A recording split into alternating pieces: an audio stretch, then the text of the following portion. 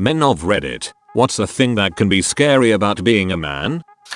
When I was a teenage boy, my sister fell into a river. My dad put his hand on my back and pushed me in after her, saying go get her. Her leg was stuck on something but I got it free and she swam back to shore. I, however, was pinned by branches under the water that had somehow gotten around me. There was a whole tree under the surface. I remember looking up to the water's surface and seeing the silhouettes of my family members walk away from the edge and thinking no wait. Long story short, my fight or flight system kicked in and I scrambled as hard as I could to free myself and eventually got free and came up to take the best breath ever. When I was crawling back on the sand, my dad, sister and brother were about 100 yards down the bank. He turned and said, "Come on," and I hurried after while gagging on water. That about sums up my experience so far. People just expect you to be okay in obviously dangerous situations. I knew guys who drank themselves to death because liquor is easy but saying I need help is hard. Being expected to make the first move always gets me super anxious. I hate the idea of misreading a situation or making a woman uncomfortable, so I tend to disregard a lot of obvious hints when I first start seeing someone. My last relationship I got cheated on. She, my ex, spread rumors that I was abusive and violent. To hide the fact she's an unloyal person, I had to find out through her best friend messaging me asking me if it was true, because I seemed like the nicest person, and she wanted to know the truth. I explained and she was shocked. I was shocked. I didn't think she'd stoop lower than she had done already. I'm lucky no one took her serious enough to contact the authorities. I had a similar thing happen with one of my crazy exes, but instead she accused me of wrangling her and started spreading rumors around the town about it. I live in a small town so the word got around quick. It got so bad at one point I didn't leave my house for 2 weeks. Luckily the rumors started dying when she left town, but the damage was already done. Oh man. Pardon the baggage airdrop, but here goes. My mother, a belligerent, depraved, insane alcoholic nightmare. That's a bit light on her TBH, but I don't want to type it all out. Chipped away at my dad's self-esteem over like years and years. He freaked up once and pulled her arm or something, and it got around in the extended family. Anyway, she held it over him forever and would threaten to blackmail him to the police for domestic assault if he didn't go buy her booze or whatever, knowing that her family would back her up and not him. I don't get to see them much when she's on a bender, but the one night I finally got to go to a concert with my dad, and he loves music more than anything, she freaking calls and pulls that shit during the first song. We'd been talking about seeing a show together for the whole year, and had been waiting there for 2 hours for the main act to come on, and she just takes her stupid bag of gangrenous garbage and plops it down in his lap. And he freaking left. She even got my brother in on it for a while. He had to borrow $5,000 from his sister to pay for a lawyer so that he didn't lose his whole career. And yet somehow she finds the nerve to talk shit about him not being able to succeed at work despite having to come home to her crazy. And the poor sucker blames himself because, well, being a man brought up in the mid-20th century, you're responsible for everything that happens to you. My ex was abusive to me. She punched me and I called the police on her. The police showed up and threatened to arrest me unless I'll let her take our toddler and leave. The double standards suck. She tells everyone I was abusive. She has a family member with her at every exchange of our son to protect her from me. My family and friends know she is a liar. Her family seems to have swallowed her lies completely.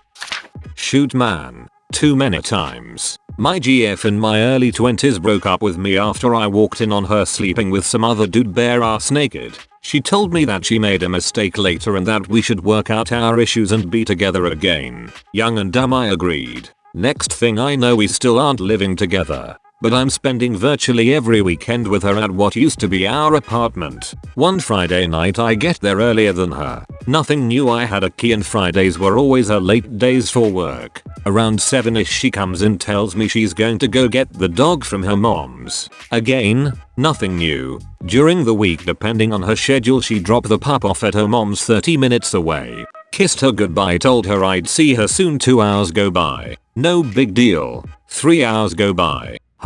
4 hours go by. I'm starting to contemplate WTF is going on. 5 hours. and I'm getting wasted sitting there watching Air of the Steelers v the Bengals 6 hours. I want my marching letters and 2 bottles of vodka down. No calls, no messages, and no replies to mine. 7 hours now, and she walks in the door. We started arguing. I was begging for her to tell me the truth. How she felt, to tell me to leave, to stop stringing me along. Well, she didn't want to talk to me while I was drunk, so I up and left. Turns out she called the cops and they arrived in the middle of me standing by my car just starting to text my friend to come get me. Didn't finish that text. Interviews began and all of a sudden I'm being asked if I hit her. They are grilling me non-stop and there's 4 or 5 cops taking turns as I sit on the curb just belittling me. I'm crying. Because I know I would never ever hit the woman who I love so purely and sacrificed so much for. Or any woman for that matter. How could she say these things? It was a drunken argument and I left. Why? Well, I end up going to jail for disturbing the peace and minor imposition, and after all of this my life just hit a bad spot. I got in trouble a couple months later in the same county and they decided to combine the cases to speed up the process. 1 entire year later, I find out that it has been drug out for as long as it had.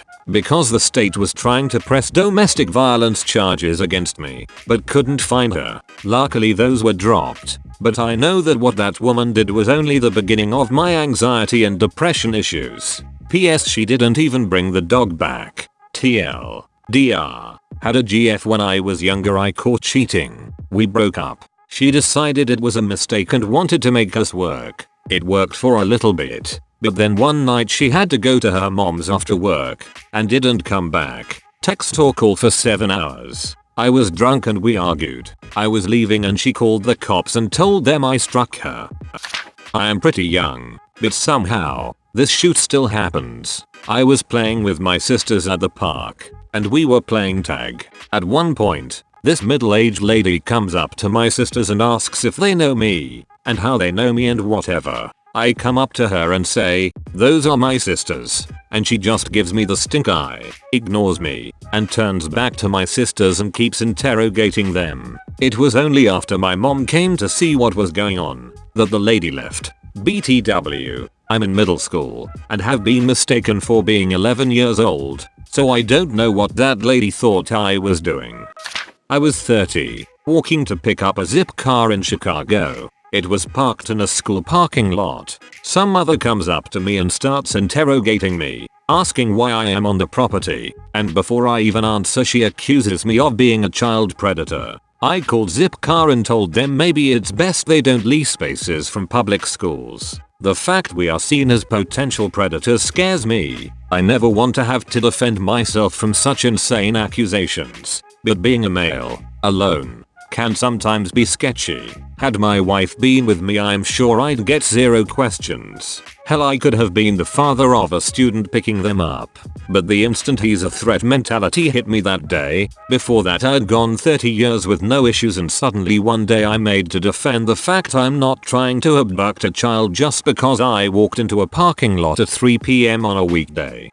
I don't know if it is actually scary for me, but awkward and something I overthink. I am over 6 feet 5 inches. Can kind of come off as intimidating due to that alone, but I'm really just a teddy bear. At my job, I have to walk through a dark alley in a downtown area to get to the parking lot. Lots of times, there are women walking back to go to their cars as well, and then my lumbering loner self is walking behind them. I feel awkward and scared they are going to think I am going to hurt them or I'm going to rob them or something. I'm just trying to get home. I follow farther behind. Always act as inconspicuous as possible, which probably makes me more suspicious. Get on my phone like I am texting or act like I am calling someone so they can hear I am far behind them and not stalking up on them. Maybe it's just my social awkwardness or the fact there is a lot of crime that happens in our town, but I don't want to be seen as a threat by people I would never hurt. Speaking on behalf of my husband, the sheer expectation that he can shoulder everyone's stress. If you are a man with emotional intelligence, people will simultaneously act like you are both a rare unicorn. and that you must take that emotional intelligence and merge it with the men can shoulder it all mentality. This means he's utilized way too often by too many family and friends who don't make any emotional effort. He's asked to manage everyone's drama. He doesn't, but the sheer expectation that he won't burn out simply because he is a man is hard to watch. The loneliness of it. I've got a small but very close-knit group of friends and family, but even still I sometimes wonder why I'm so unlovable because I'm still single. People tell women all the time they don't need no man, but for guys if you're single you're seen as a creep, weirdo or defective in some way.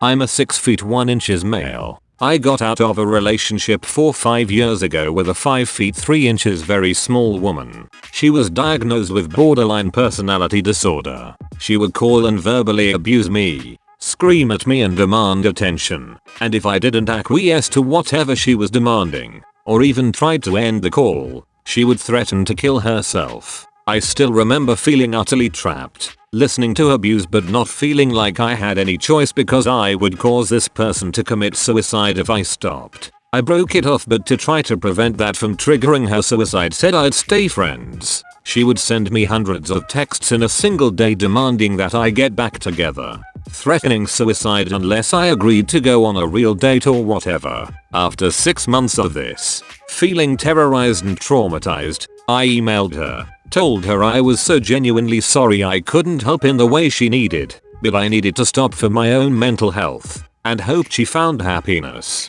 I stopped responding completely. She continued with the texts and attempted calls for a year afterwards, using apps to create temporary numbers since I would clearly block her. In the texts, she would twist what happened as me abusing her, claiming I was just using her for sex and I was gaslighting her into thinking she was ill and made her life difficult due to her hospitalizations. But 1. I am undiagnosed depressed and suicidal myself, and though I have never asked for help, I sympathized with her and was so careful never to diagnose her. I would just listen and offer to help. 2. We stopped having sex long before we broke up and I refused her clear attempts to initiate because I was terrified of her. 3. She was hospitalized at least 3 times. The first 2 were 100% her choice because she was suicidal. The last was her emailing me that she had taken a bottle of pills and demanded I come over. I called 911. Despite that, I could tell that she truly believed things happened the other way and she was a victim. Didn't even remember the way it happened. I still think of how, if this ever became public, she would claim I was the abuser and whether anyone would believe me defending myself. She still will text around holidays when she is triggered by loneliness. I still don't respond. I am still at moments so scared that she will ruin my life or find my new address. When I leave my apartment, I sometimes have a moment of panic imagining she has a full break with reality and is out there with a knife or something else.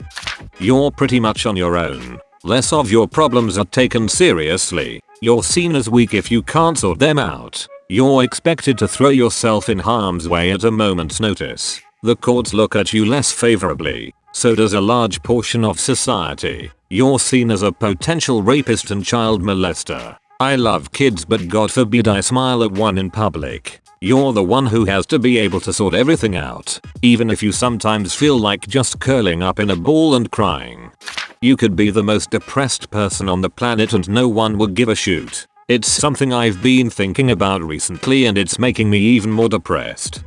So, paratrooper here. I always like to rake my parachute to keep it tight. The firm embrace of my equipment made me feel safe and secure knowing I was about to perform an act that is dangerous and terrifying. Leg straps griping my thighs. Welp. One time upon exiting a perfectly good aircraft, the right leg strap lifted. It instead moved over my scrotum and pushed my testicle deep into my body, not pressing against my pelvis. No, over the bone and back inside of me. Because I'm in the parachute rig, all of my weight is on these leg straps holding me to the parachute. I'm literally climbing the suspension lines to alleviate the weight and pain of my full body on my testicle. Alas, to no avail. Mind you, I'm 600 feet above the ground, plummeting back to earth as all paratroopers do, screaming. But mine are the nasal screams only a man knows can performs under one certain pain. I hit the ground, I don't even know if I did the proper parachute landing fall.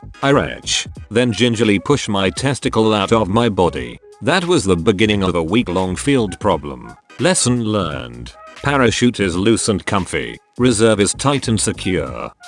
That in some circumstances, you can be blamed of inappropriate behavior even if you didn't intend for it, and still not be able to justify it. That sometimes you're expected to make the first move or show dominance, like when proposing, or leading a group to do something, that you can get a boner at any second. And if someone sees it, it either becomes a joke or an embarrassment. And if you get hit down there, then you know what happens. Excruciating pain plus a danger of becoming impotent or related complications.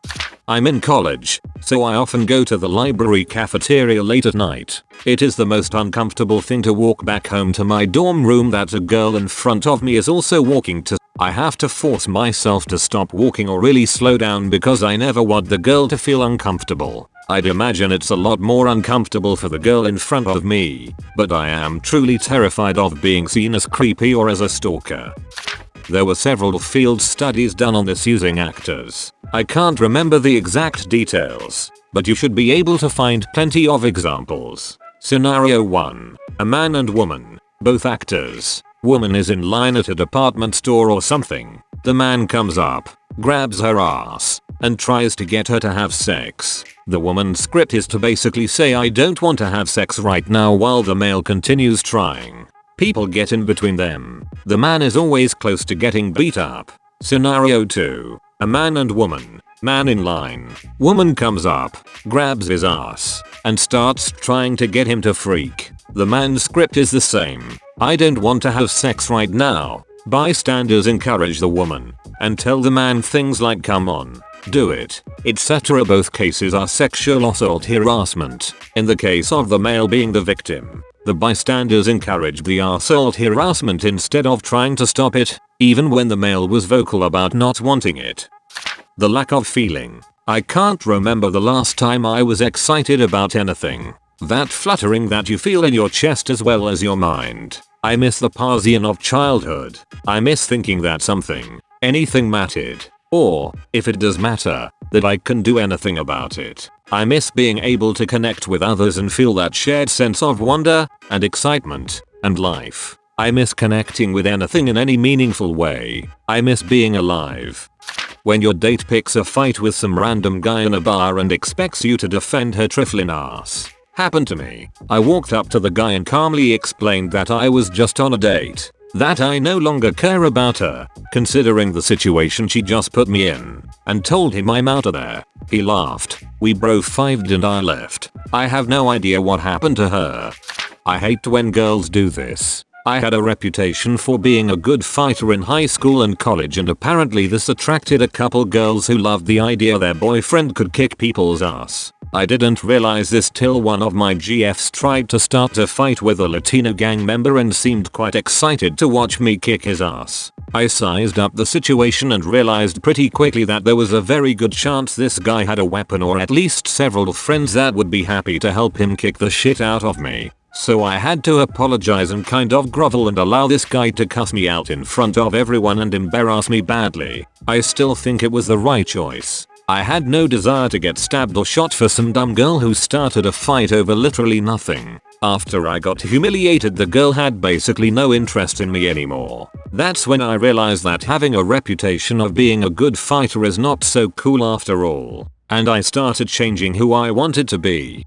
As a patriarch, you are financially responsible for your family. For most families in the United States, the man is the primary breadwinner, which means if you suffer a loss of income, your family suffers a loss of lifestyle. So my advice is wait until you're older to have kids, and make sure you spend time with your partner before you have kids to make sure you both fit together nicely. Violating this mistake personally cost me $80,000, 5 years of headache and a foreclosure.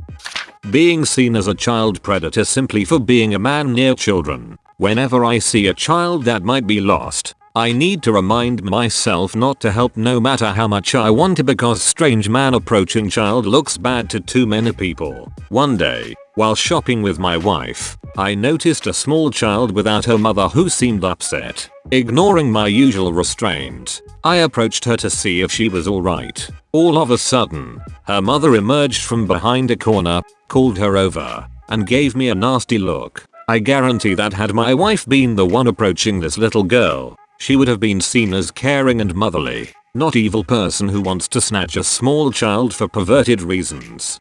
Everyone expects so much of you and feel they owe you nothing. You must provide. You must defend. You must be solid as a rock and yet know how to deal with people in the most respectful and submissive way, otherwise you will be the jerk. In all situations, if you are a man, you will never be the victim at first. And if you are, shame on you because you were not strong enough. You are responsible for everyone, but no one needs to worry about you. Two men fighting? Both stupid. Violent man just doing toxic men things. The reason for the fight does not matter. There are no victims here. And then the loneliness. No one wants to be friends with you. I mean, as far as we know, any man is a potential rapist, robber or killer, right? It is okay to discriminate man because they can handle it like a man, can't they? The fact that in the US, a woman can call the police on me, claim I abused her, and it's a mandatory arrest. Nothing I could do or say could prevent me from getting that on my record and losing my job, etc. Knowing that people have that power over you is scary. You have almost no control over what will happen to your kids if your son wants to leave or make things up to get them taken away from you. I do not have children, but I have seen terrible things happen to friends who lost their kids and have read the stories online of men losing their children. A woman can do many terrible things, go to prison for them, and come back out with the possibility of seeing their kids. A woman can say a man is unfit to be a father, even if he is a great dad, and just on word alone that man may never see his kids again. Also, if a woman becomes pregnant and decides to have the child, the father can say he doesn't want kids, but will still have to pay for them after they are born. If a woman becomes pregnant and doesn't want a child, it doesn't matter if the man says he wants to be a father or even that he will raise it without her help. She can go terminate the pregnancy without any questions asked by anyone. My best friend's ex-wife left him a month after she gave birth to their son. She just left the kid with him and ran off with some other guy. They are divorced and she all of a sudden misses her son now. She can come see him whenever she wants. If my friend would have left his son with her then decided to come back and see his son, he would have to go through a legal process just in the hopes of being able to see him, and he may not even get that chance. I just think it's really messed up that men have no choice in the matter most of the time. Laying next to your wife on the verge of a complete mental breakdown from depression and stress, but knowing you cannot show that because she'll lose respect for you and ultimately leave you. Knowing that society has no interest in men's mental health. Only that a man with depression cannot provide as well as a man without. Knowing that not a single person other than yourself can fix it. Knowing that as a man you truly are on your own, regardless of what anyone else says.